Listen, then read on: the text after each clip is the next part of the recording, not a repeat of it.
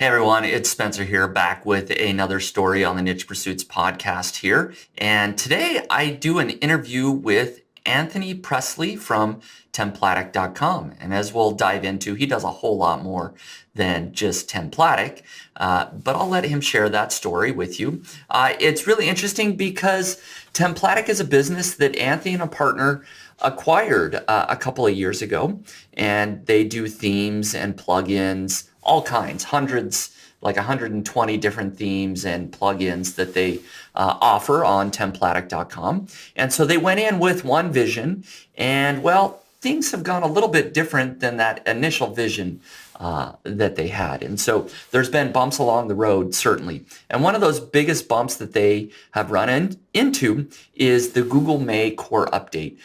The organic traffic to the site eventually dropped over 50%, maybe 70%. He shares the specific numbers here during the interview. And so they immediately had to refocus on how do you get all your organic traffic back after you've been hit with a Google update.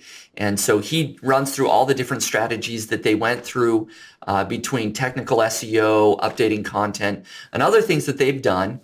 And they have made a recovery in the late November, early December update. And again, I'll let him share the specific numbers. And so sometimes you acquire a business and you have a vision that it's going to go one way, and then there are bumps along the way. And as Anthony shares during the interview, business can just be a grind sometimes. It's important to never give up, to stick with it. And overall, the business for Templatic is still cash flow positive, and they're doing fine. They're able to invest in new products now, and they have a vision for growth in the future. So it's a super interesting story that I think you'll take a lot of value out of, especially if you're interested in the WordPress themes or plugin space, or if you're interested in Google organic SEO and understanding how you can recover potentially from a Google core update. And so hopefully you'll learn a lot from Anthony and this interview. He's a super smart guy. He's involved in a lot of businesses, and he has a lot to share. Now, in addition, I talked to Anthony, and they are willing to offer a special deal to the Niche Pursuits audience. It's over 50% off their club, which is access to all of their themes, all of their plugins.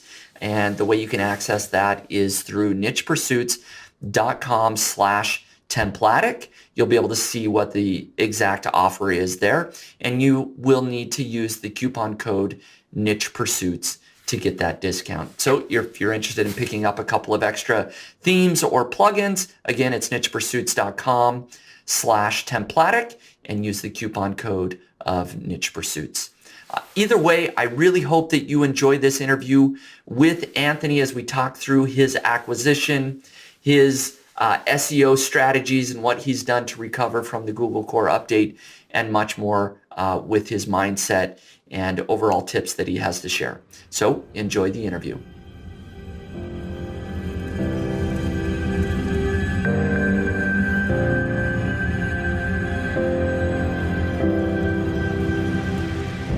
Hey, Anthony, welcome to the Niche Pursuits podcast. Thanks so much for having me. Glad to be here. Yeah, it's great to connect and be able to see each other face to face here. We've exchanged several emails, and we'll dive into that a little bit. But I wanted to allow you the chance to kind of introduce yourself, people that might have no idea who you are. Why don't you let us know what's your professional background and maybe how did you get started online? Yeah, happy to do that. To keep the story somewhat short, I started building software as a service products probably before they were real cool.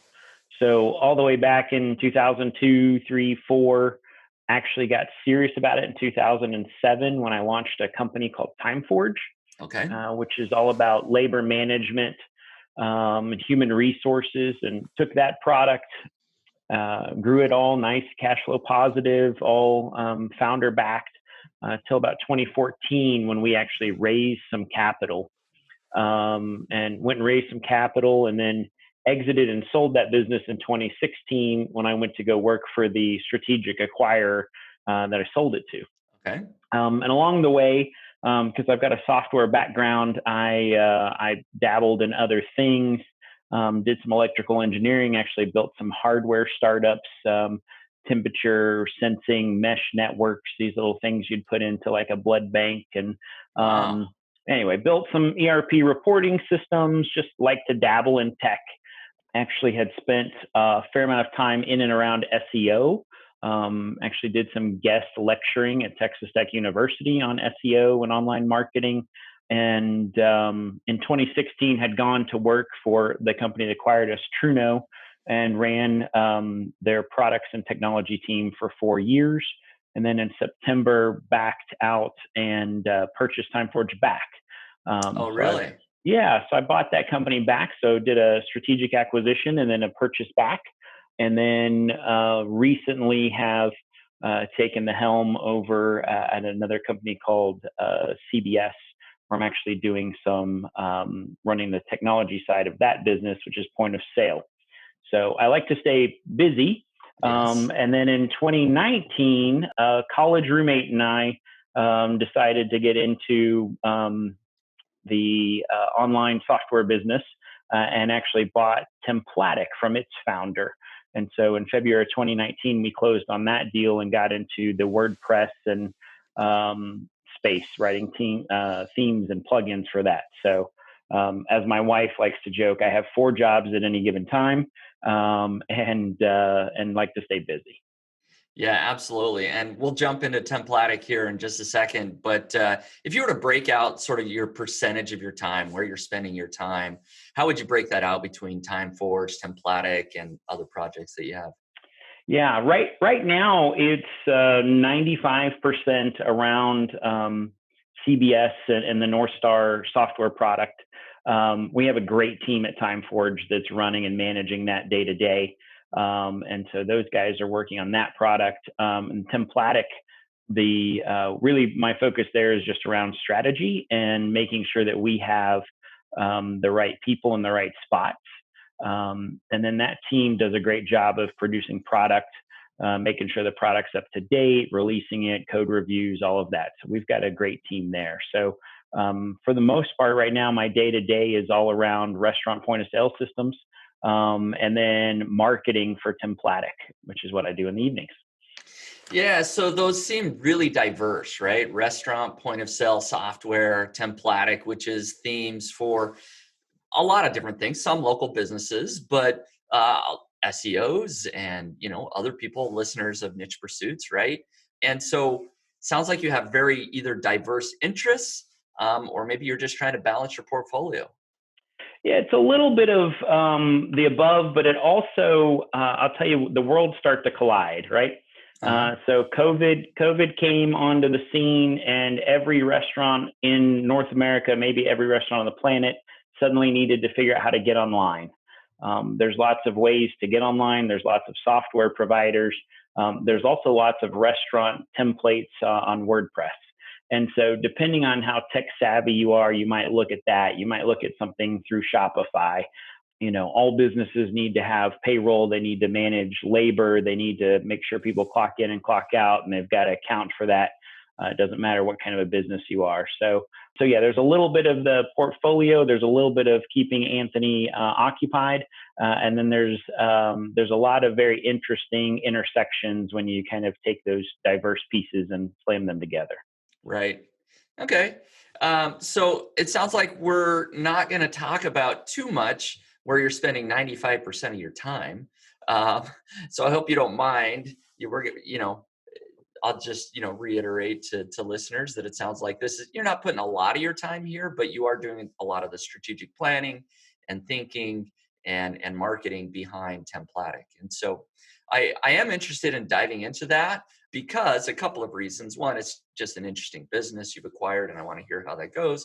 But two, I have a little bit of a personal interest in that because I actually, while the business was listed for sale, did a call with the owner. I expressed some interest in actually buying Templatic.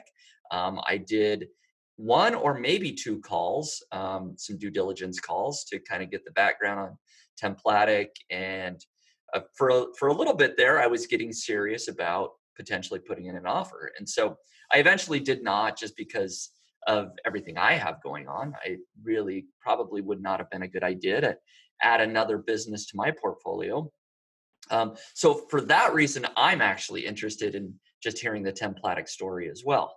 So can you tell us the story of purchasing Templatic? Yeah, I'm happy to walk you through that. The story goes back to about March or April of 2018. As I mentioned, a college buddy of mine who's his name's Craig. He's one of the co-owners of Templatic, and he has been talking to me about having a business and doing something on his own for a decade, maybe 2 decades. I've known him for a long time. And I think his wife got a little bit tired of him talking about doing something but not actually doing it. And so in March or April of 2018, we got together and said, okay, we're gonna do this. What do you want to do? And about then, we started reaching out to some of the brokerages around, around the space, and looked for potential acquisition. And we probably looked at, I want to say, just shy of 40 or 50 businesses. Wow. We probably did calls with maybe a dozen folks, really looking for something that would allow for him. He has a full-time job. I had a full-time job. So what could we do on the side that would allow us to potentially have an exit? And that was always the goal, was to be able to help him find a career path that wasn't day-to-day working for someone else, and also get him some knowledge in this space. And so we looked at a number of companies, ended up settling on Templatic, and we can dive into different parts of the story as we go along, but the high level is we did multiple calls of due diligence, signed all the non-disclosures, went through the due diligence process. To be frank, it was a little bit of a risky acquisition from the outside. You looked at some of the docs, so it wouldn't surprise you to know that some of the assets were stateside. Some of the software pieces were stored on servers in the States. Some of the bank accounts were in another country. Some of the staff were in another country. Yeah. So from a traditional M&A purchase, that gets a little bit risky, and it's harder to find a buyer that Right. is going to want to deal with all those risks at a reasonable multiple.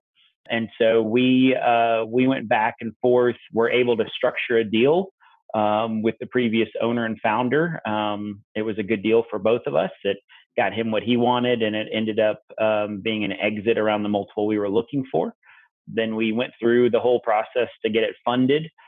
We did borrow funds personally to create the new entity, and then we put those funds into the entity, and then purchased the product and the assets and all that. And how were you able to borrow the funds? I mean, you said personally. Did you go through a bank, or was it family, friends, that sort of thing? We really tried we tried and tried through the banks. I actually ended up talking to about 14 different bankers. And as you know, and some of your listeners may know, it's very hard to find a bank that wants to fund the purchase of a software company. Right. It's even harder if they're overseas, and that's essentially a non-starter. So ultimately, we ended up putting some of our own cash in and personally borrowing some funds. And between those two sources, we were able to get enough to essentially put together a down payment or fund the purchase of it. And then we had a balloon payment on the back end that we funded, and that's how we did that. Does that answer your question? Yeah. No, that does. That answers the question. And now, if I recall, Templatic had been on the market for quite a while. Maybe it had been on the market once and then taken off and then re-put on. I don't remember exactly, but at least I know when I was looking at it, the price had come down significantly from where it was originally listed. And so I imagine you probably got a reasonably good deal. Yeah, I think I've done now through all aspects of my professional life about 14 purchases and a couple of sales, and it was a good multiple. Yeah. We got it for, but frankly, some of that was just how the business had been structured. If it had all been structured in one way with all the funds and all the assets and and good books and nice accounting and all of those things, all those things are risk factors. And so you've got to account for that when you're building a business. Right. Absolutely. So to catch people up that are maybe just listening on the podcast, what is Templatic? And then what is your vision for it? At least when you purchased it, what was your vision, your plan to grow it? Templatic builds templates. I mean, that's really the bottom line. Templates and themes and plugins, all from WordPress. And so there's never been any expansion. And the product in its history goes way back before Theme Forest or any of those competitors were on the block. And so there's a huge array of themes, and a lot of the themes are really, we'll call them niche specific. Right. And so you can go build a classifieds directory. You can build a directory of just about anything you can imagine, but it's more than just the website. It's got plugins, and has always been kind of the corner of the internet that it lives in is all about how do you do recurring billing? How do you bill for a listing? If you wanted to rebuild Yelp, you could do it with some of the themes that are there and sponsor listings and pictures and that kind of stuff. And so you can really build, and most of our customers are basically building businesses in and around these themes and then driving traffic to their website where they then monetize it either through the traffic or advertising or through paid listings.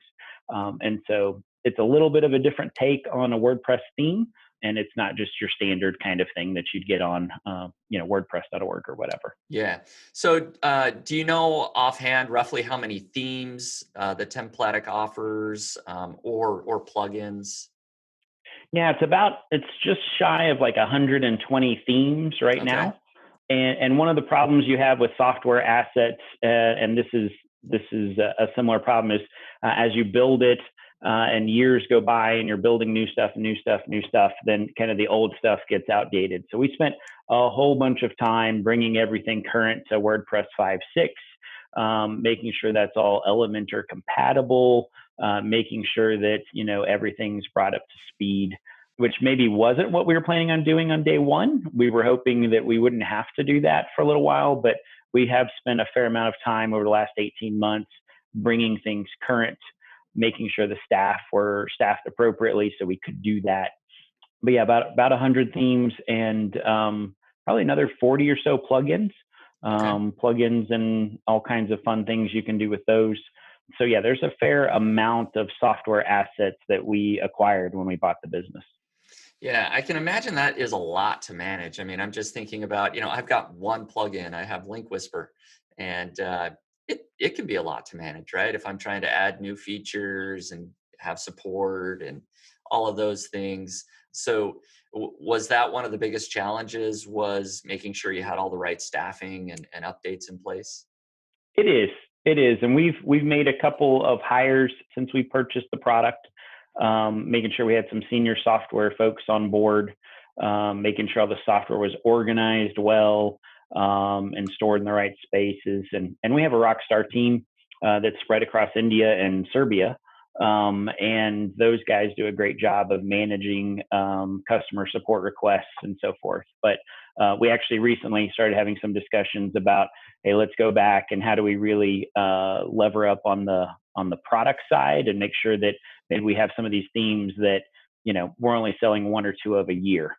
They look great on the website. They may have a good SEO reason to be there. They may drive some traffic, but the reality is we're not selling them, but we have the technical debt on the back end to manage them. So why don't you tell us kind of what were your expectations to grow the business, like when you first purchased it, versus what your expectations are now? Yeah. When we talked to the previous owner about the themes and about the business and the perception we were given, which I'm sure is 100% true, was that he founded it, he started the business, he grew it, and that really hadn't paid attention to it.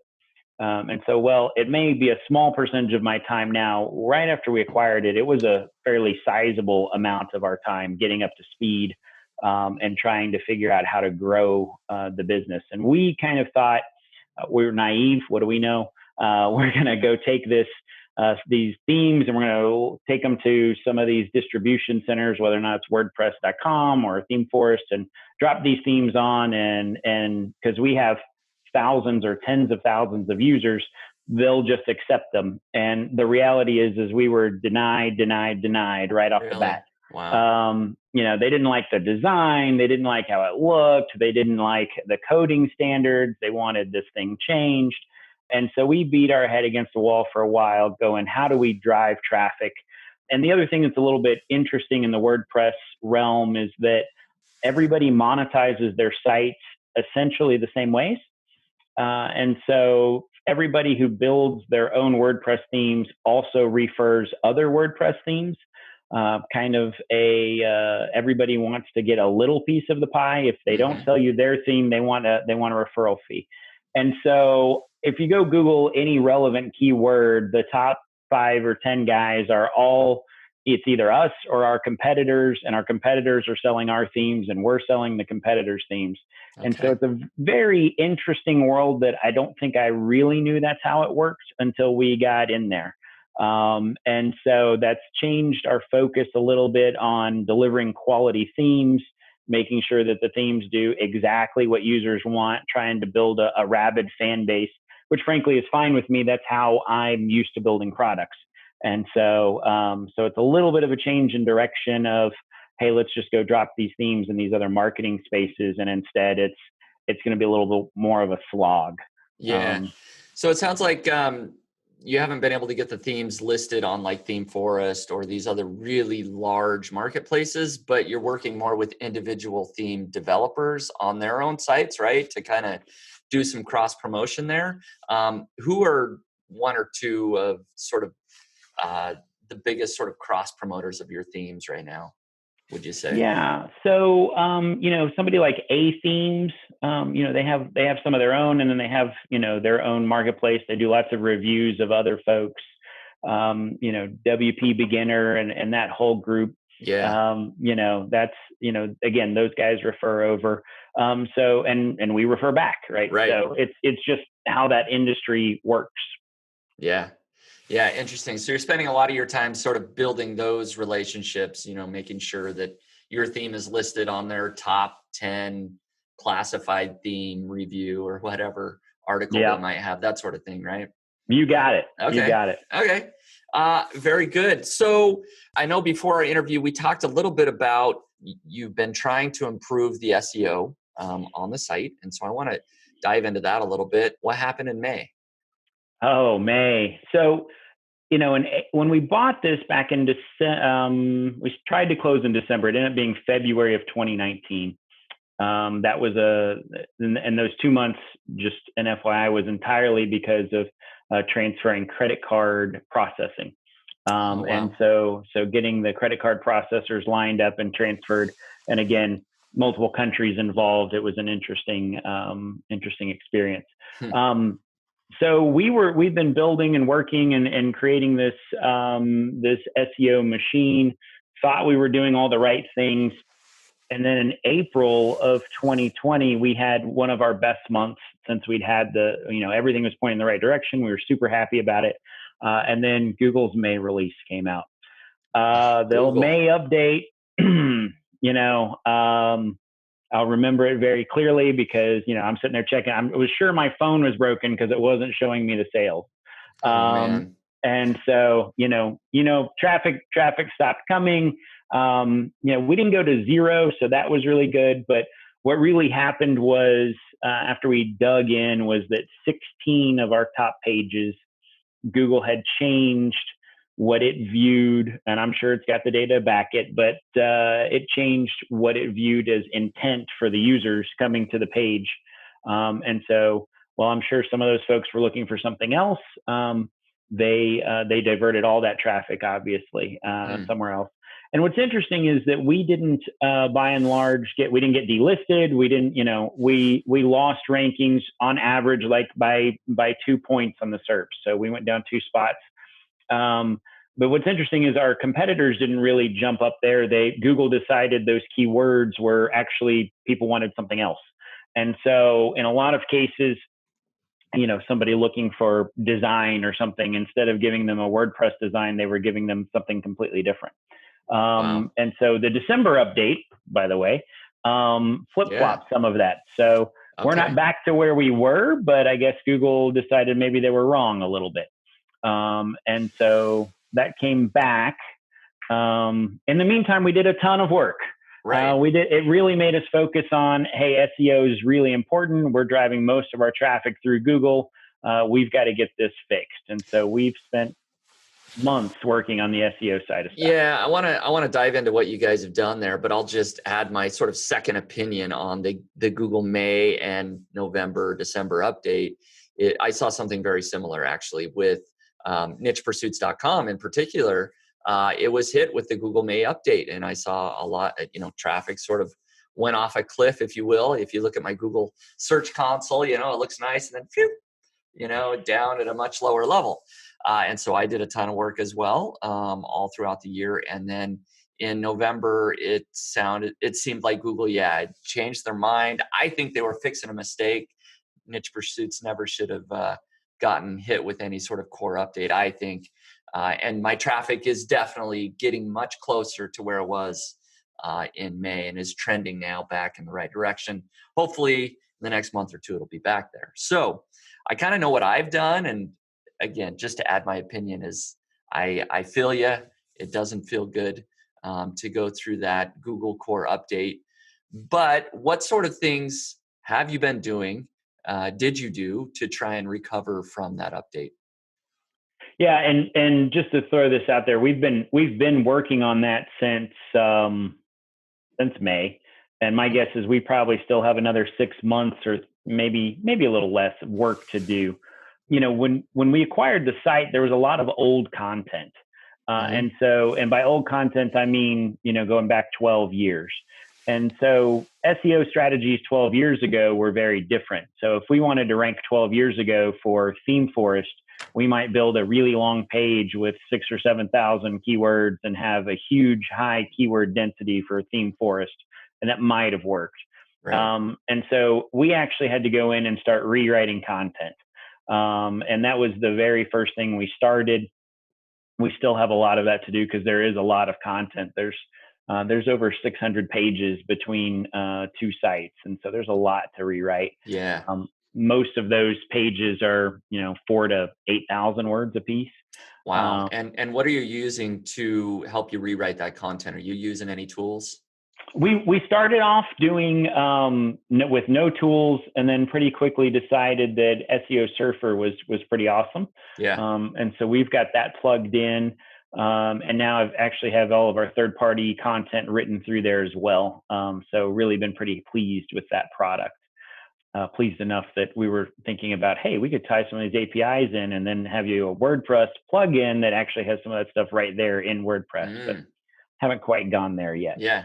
Okay. So there's some good stuff there. We did actually, I don't remember when I heard about Link Whisper. I'm sure it was in an email from you. But we actually installed that, and found out pretty quickly that we had more than half of our pages were orphaned. Wow. And so we were writing content or had content that had been up for years that had never been linked to.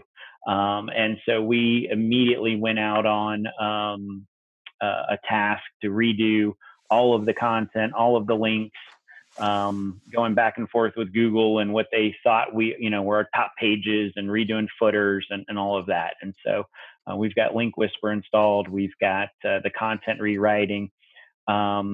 And then there was a fair amount of off-page SEO. That's kind of a weird conundrum when you write digital products that link back. And so over the years, 40,000 people that have installed our software and our themes, then they don't change the footer links back to us. Oh, okay. And so now we've got 40,000 sites that link back to us that Google thinks are spam.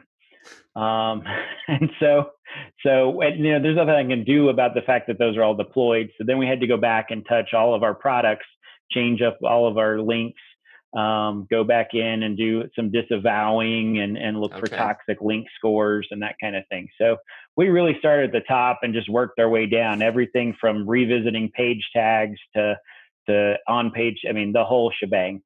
And then we recently actually worked with an SEO consulting group, some guys that I've worked with in the past, Steve Wiedemann and his team, and Yep. love those guys. And so they're helping us out a little bit with some of the more nuanced stuff that Google, whatever all their various syntax and their new kinds of stuff is, and the reviews. And anyway, he's helping us out with that stuff.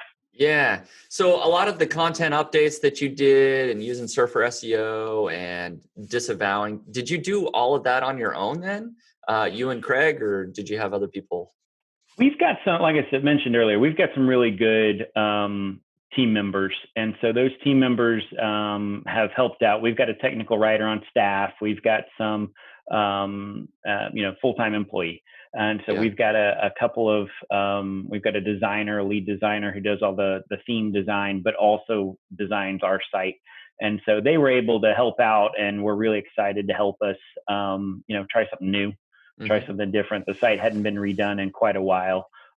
Just 2 weeks ago, we changed the fonts and the scaling and some of that kind of stuff, just to do a little A/B testing to see how that worked with user retention, and that seems to be working well. So it's a lot of work. I tell you what, though, part of the reason we formed this up was so that Craig could get some of this experience.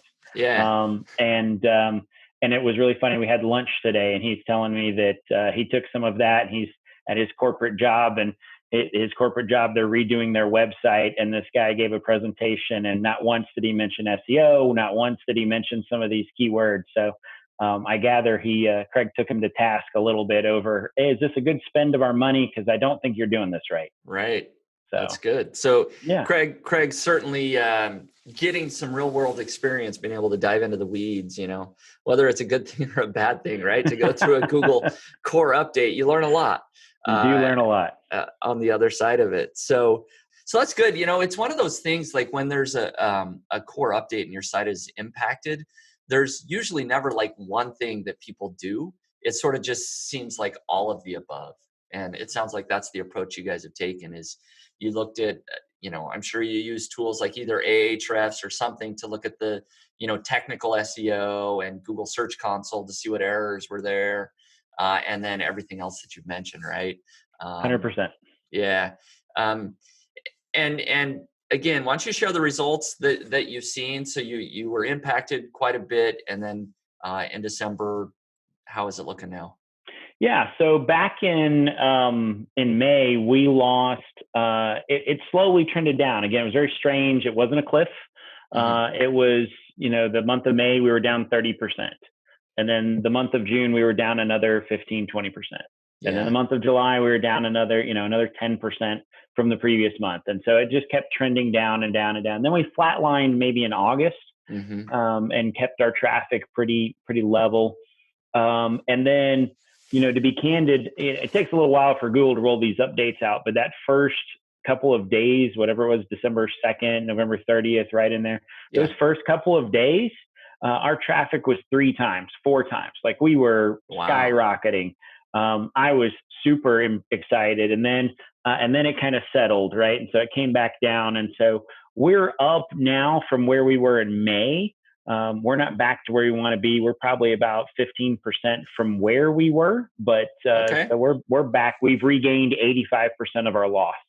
And it seems a little sporadic still. Some days are better than others, but for the most part, we're getting back there. But lots of new content, lots of old content, offsite, on-site. We're doing the whole thing, which is not what I planned to do at the end of 2020 or the middle of 2020. Yeah. But you asked what the plan was. The plan was to build some new WordPress plugins and products. That's not what we ended up doing, but that's okay. Yeah. You gotta hit the curveballs that you're pitched, I guess, and kind of go that way. So what is the business looking like revenue wise? That's traffic. Is the revenue back to where it was roughly in May? It's not quite. So there's some conversion stuff to work on there, but revenue took a hit of about 50%, even though the traffic ultimately was down 70%, revenue only went down 40 or 50%. Our revenue is not quite back to where we want it to be, but it's still cash flow positive, which is kind of hey, is the world all right? And so, it's going the right direction. So any other strategies that you applied either to kind of recover from this SEO, Google update, any other SEO strategies, or just anything else that you guys have kind of implemented in the business since you purchased it that you feel like is something you'd want to share with listeners? Yeah, I think in our case, it really worked out to be fundamentals of getting in, digging through the Google Search Console, looking at pages and going, okay, what happened? I was really hoping for a magic report that would tell us, hey, this is what you need to do. And it's not that. You mentioned Ahrefs. We used SEMrush. We used some of the Surfer SEO tools. Getting all three of those combined, and it's a lot of time. There's no doubt it's a lot of time, and it's gut wrenching to go spend a whole bunch of time and have your site drop down. But there wasn't really a magic silver bullet. That being said, making sure you've got pretty good relationships with offsite partners that can help you out with that and throw up a new article about something that's good for you and good for your target audience. And going back to some of those links, we were able to do that, kind of pull a rabbit out of a hat with some folks and go, hey, we'd really like some links back. And we were able to do that just from the relationships we've got. So it was great. That's awesome. That's good. So from a product perspective, what are some things that you guys are working on or excited about right now? Yeah, we're still, I've got a product idea in and around SEO. You and I have talked about some of the machine learning and AI aspects, which I take from some of these other interests that aren't quite as related, but are still really important. And you take some of the SEO.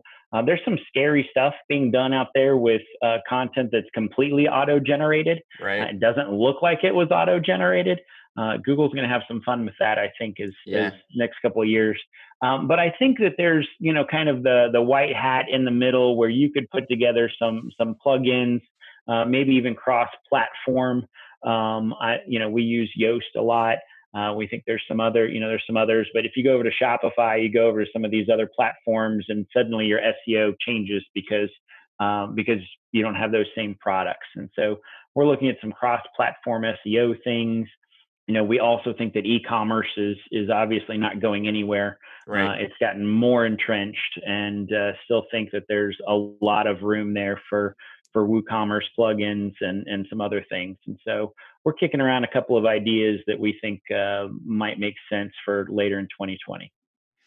And so is it basically you and Craig that come up with all the ideas, or do some of your existing developers that are on staff also come up with either plugin or theme ideas? Yeah, we've got a committee is probably the wrong word because it's not that strong of a team. We don't get around and have a gavel, but right. But we do. So there'll be some from Craig. There'll be some from me. There's the team is in it every day. They're the ones working with the customers, and I just love building products based on customer feedback. And so, if we sit down with folks, which we do from time to time, and sit down from our team, our sales team, and our development team, and go, hey, where are we seeing some holes? And frankly, what might be kind of fun to build? When you're cash flow positive, you can at least sit around and go, hey, we think we want to take a chance on this, right? Which is a little different than when your back's against the wall and you're trying to figure out how to make ends meet and make sure everybody eats dinner. Right. And so we like to get everybody involved and think about some new projects, and then head out in that direction. We recently did one theme that we hope we will have released into Theme Forest. So we actually did a theme completely from scratch after being denied. We're actually going to go take one more swing with a brand new theme and a brand new design and see what they tell us. So yeah. All right. Well, keep me posted on that one, because the traffic is just crazy on Theme Forest and some of these places. You hear about what they're doing, and yeah, it probably wouldn't hurt to have one on their site. So, most of my listeners are either affiliate marketers, they're building smaller niche websites, they are trying to rank in Google, they're bloggers that are writing content, trying to rank in Google. What are some of the themes or plugins that you think might be applicable to some of my listeners, right, that are writing content? They're not so much maybe doing a restaurant theme per se, right? But they're affiliate marketers. Yeah. Well, like I mentioned, we've got 100+ themes. So there's a theme for all niches. Yeah. And then kind of the interesting thing is, and it takes a little more work on the design, but most of the themes can be done for just about any niche. Like there might be a restaurant theme, but it's just coming pre-populated with some graphics that can be redone. Right. Um, We've got on our site right now, our newest theme, as I mentioned, is getting a little bit of a facelift, and then we're going to theme forest with it. But that product's called Umbrello, and it's got a couple of packaged graphics and templates and page layouts that's pretty generic. Yeah. And then we have, kind of our bread and butter is our directory theme. It's a nice, flexible product that you can use to build just about anything that might have a list. So it could be a list of doctors. It could be a list of yard products. It could be a list of Right.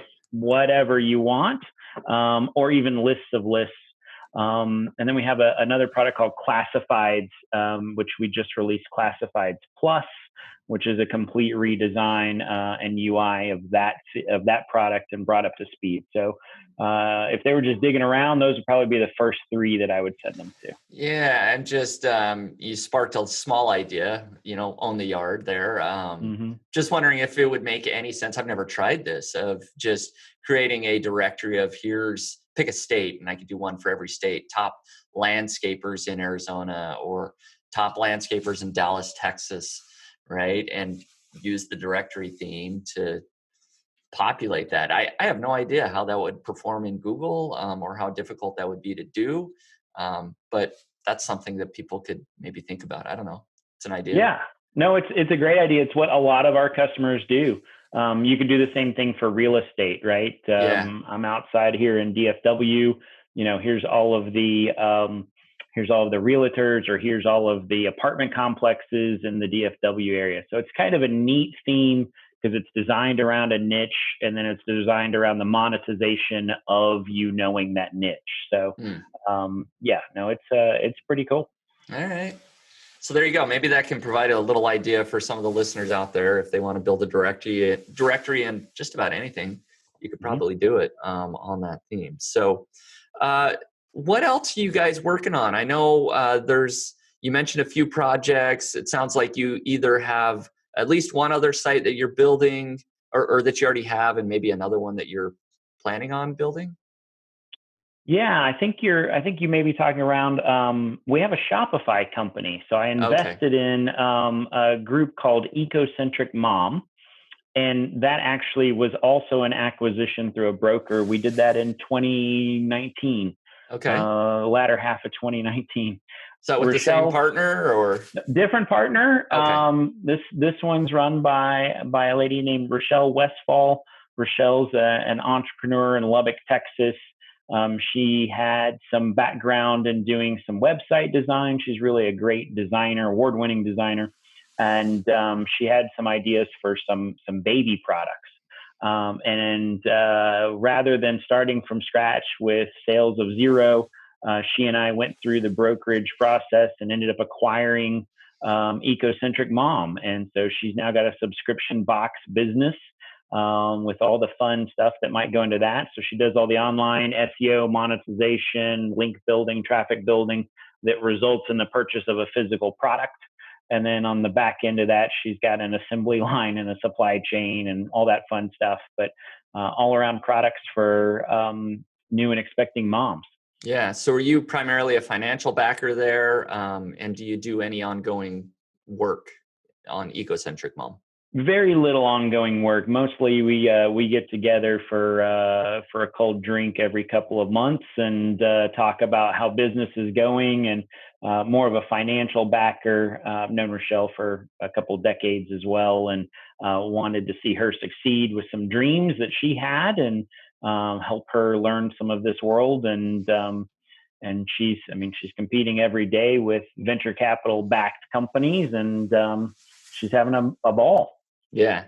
No, that sounds awesome. So, final question here. You're involved in so many different businesses. What's sort of your time management strategy, right? It's like you said, you basically got 4 full-time jobs. So how do you manage all that, all those different projects? Yeah, it's honestly it's about teams, and I I can tell you way back in 2001 or two when I started on the entrepreneurship journey.